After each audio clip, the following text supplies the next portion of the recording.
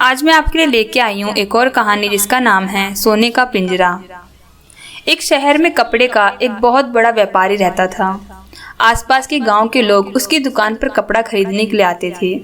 सेठ कभी कभी अपने ग्राहकों को उधार कपड़ा भी देता था, इसलिए सेठ को उगाही करने के लिए आसपास के गाँव में जाना पड़ता था।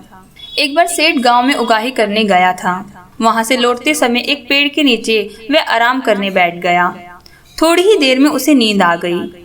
जब वह नींद से जागा तो उसने अपने आसपास तोतों का एक समूह देखा।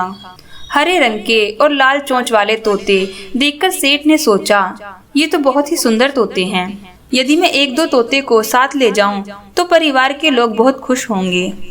ये सोचकर सेठ ने एक तोता पकड़ लिया और उसे वह अपने साथ घर ले गया।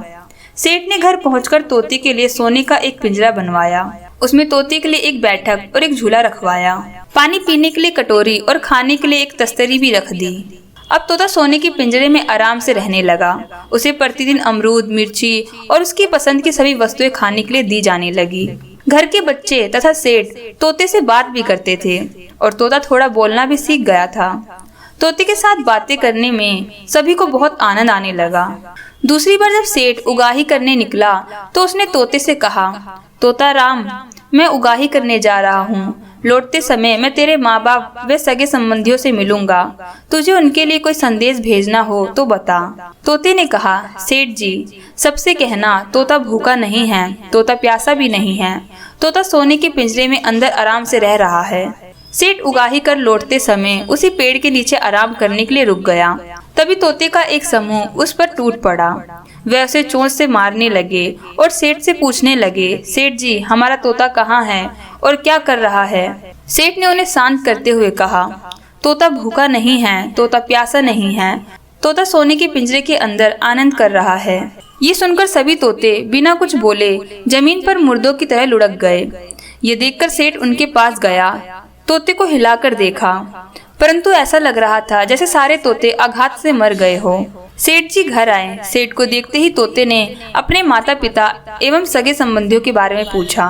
सेठ ने कहा, तेरे माता पिता और सगे संबंधियों को जब मैंने तेरा संदेश सुनाया तो सभी लुढ़क गए। क्या उन्हें आघात लगा होगा?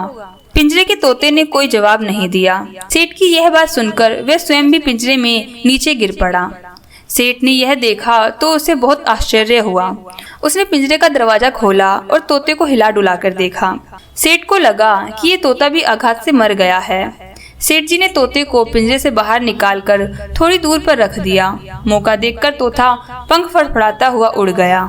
जाते जाते उसने कहा, सेठ जी, मैं आपका आभारी हूँ। मुझे अपने माता पिता का संदेश मिल गया है। मैं उनसे मिलने जा रहा हूँ। आपका पिंजरा सोने का था, लेकिन था तो पिंजरा ही।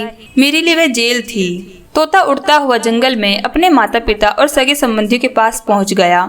उसे लौटकर आते हुए देखकर सभी बहुत खुश हुए। अब तोता मुक्त वातावरण में सबके साथ आनंद से रहने लगा था। ईश्वर ने पर्यावरण में जो बनाया है उसे उसी के अनुरूप रहने दे तो सभी अपने हाल में खुश रहते हैं।